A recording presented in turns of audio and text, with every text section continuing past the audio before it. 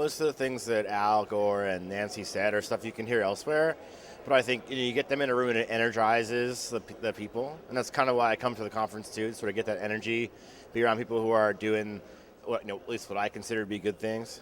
I have this email from a friend, and it says that in relationship to the question on energy, that Dear Nancy, Thursday, I issued a challenge to reset the way America makes our energy policy. We have to have a new commitment.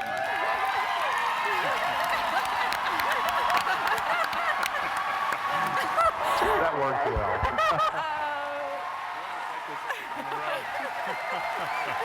Thank you so very much for being here. Thank you. And when I say thank you, not just for the warm welcome that you just gave me, but thank you for the movement that you have created and that is building so powerfully all across this nation. Someone asked a great question on education, and she covered that very well, I thought. we are tens of billions of dollars behind in funding. A mandate without the money, a disservice to our children.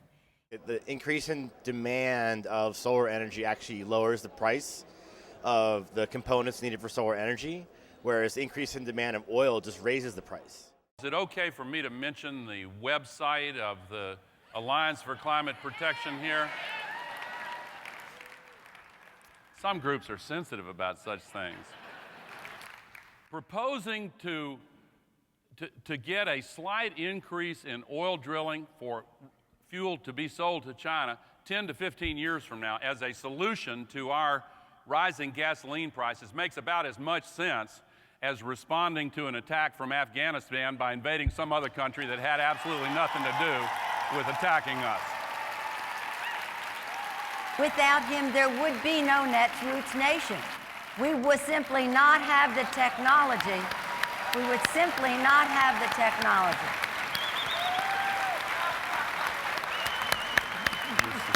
You know that. You know that. You know that. I think I'll refrain from saying it. No.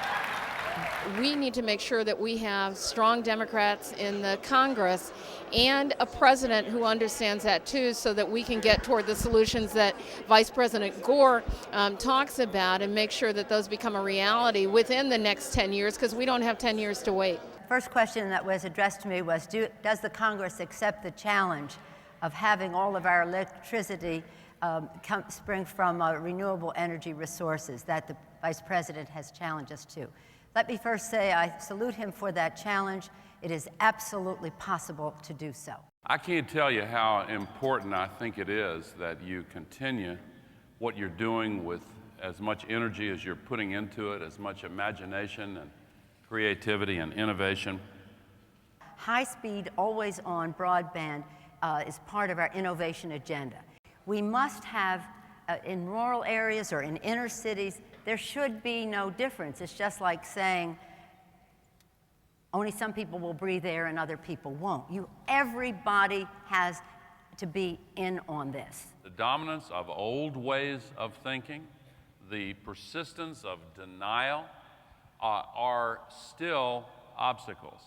That is why what you're doing, building this grassroots awareness for the need to reclaim the integrity of our democracy by opening up the dialogue to individual citizens, is so crucial.